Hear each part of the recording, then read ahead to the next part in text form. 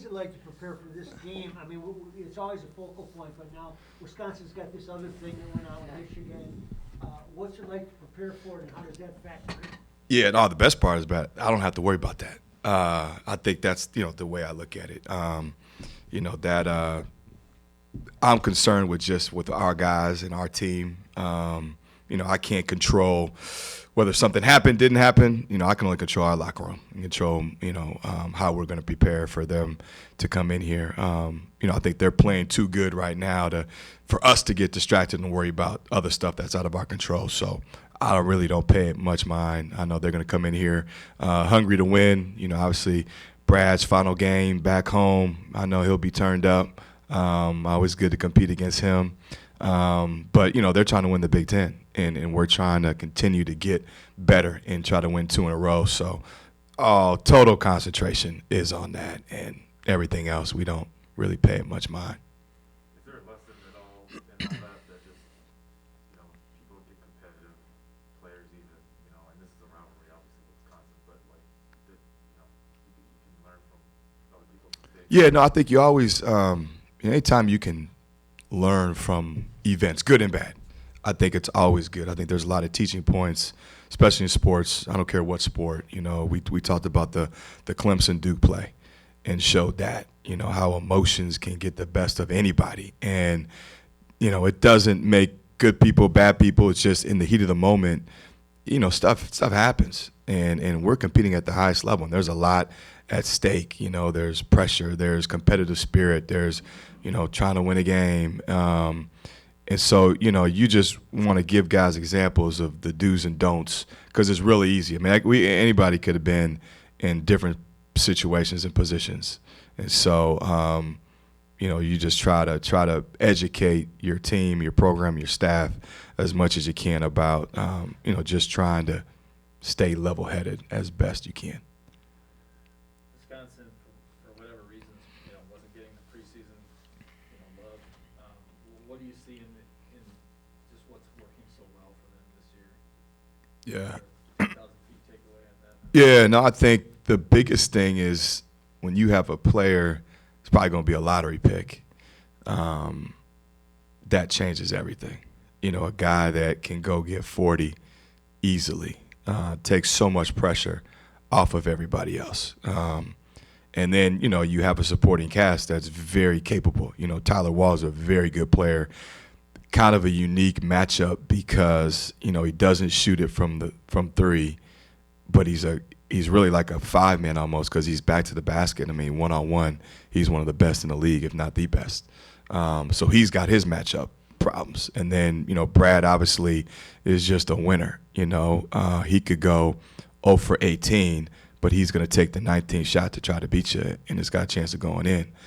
Crowley's playing well. I just feel like that they know who they are. They always do, and they just plug pieces in there. And so, they don't hurt themselves. But when you got a guy, I don't care what team you're on, that's going to be a lottery pick, and that's efficient. That changes your whole dynamic. What did you guys do? It seems like before that last couple minutes or so in the game at Wisconsin, he was frustrated a little bit.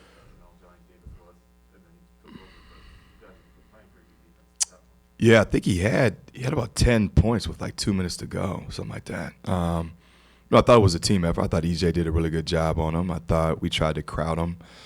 He probably missed a couple shots he normally makes, which helps.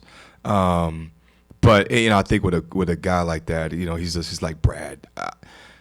It really you're possession by possession because they could be over or shoot an air or just something crazy. At the end of the game when it's winning time, you could throw all that out the window. It doesn't matter. So, we just try to focus on possession by possession and, trying to make catches tough for everybody. We'll obviously scheme and guard, based off personnel. But, for those two guys, you want to make their catches tough. You want them to have to shoot in the crowd, play in the crowd.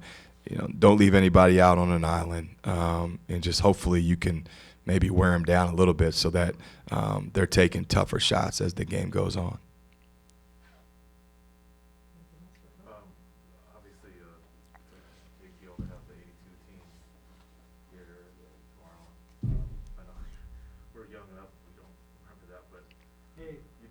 For guys like him that do it, Yeah. but you know, He like to hype himself up and throw a jab at the same time. what does that mean to you to have those guys that?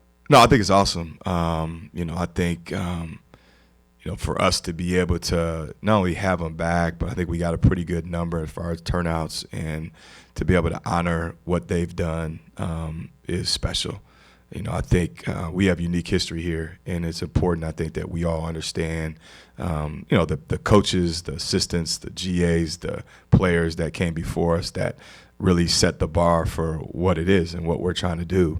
And that 82 team definitely did that. So to be able to give them recognition, to make sure they understand that they did set the bar and that we're aspiring to be and to go where they went, is good for our players to see. It's good for me, my staff, the fans. It's good for those guys to be honored.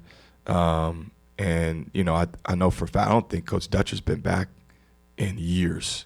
I talked to Brian for a little bit last night, and I asked him, I said, when's the last time your dad's been back? And I think it's been a long time. So to be able to get him back here, I think it just hopefully will show our players that, we have history, and that, there's a lot of people that put in the time before they got here.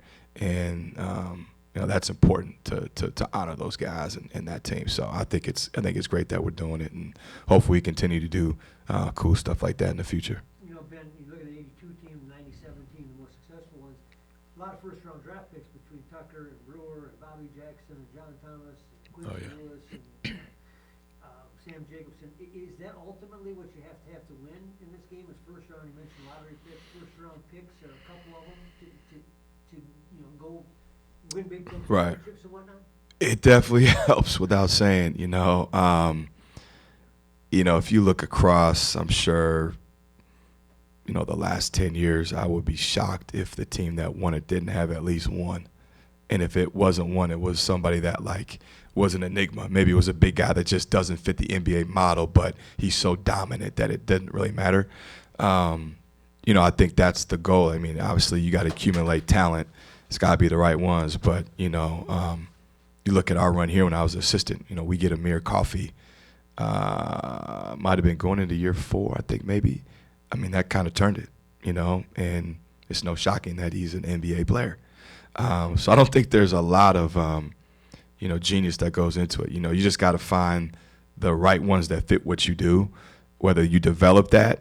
Johnny wasn't a guy that, for Wisconsin. Davis wasn't a guy that I think projected going out. People were saying, oh, man, he's going to be a lottery. I mean, they did a great job, and he did a great job developing into what he is. Last year averaging, under 10 points, So I think it's two things. I think you gotta be committed to development, which we are, and you got to find that unique talent that you think maybe has a chance. Maybe they got the measurables, maybe they've got the athleticism, and they just need kind of the fine-tuning, and they need that development piece.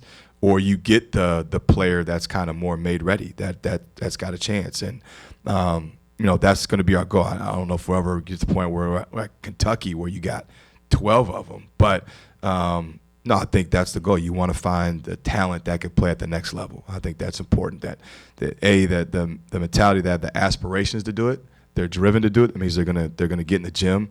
They're going to be students of the game. They're gonna love watching it. But that also means that their talent is at that level. And I think if you look across the league, if you want to make a push at really trying to win it, or you want to make a push at a deep run in the tournament, that NBA talent's right there. So Peyton Willis going to play on Wednesday? Tomorrow? I hope so. So he's still got to go through. There's the protocol piece. So it's just kind of going to determine on how that tests out, and then I got to talk to him just to make sure he's right. I don't want to put him out there if he's physically feeling bad or feeling weak, but hopefully, that's, knock on wood, that's the plan, but it's still early. We won't know till tomorrow. All right, thank you. Thank you.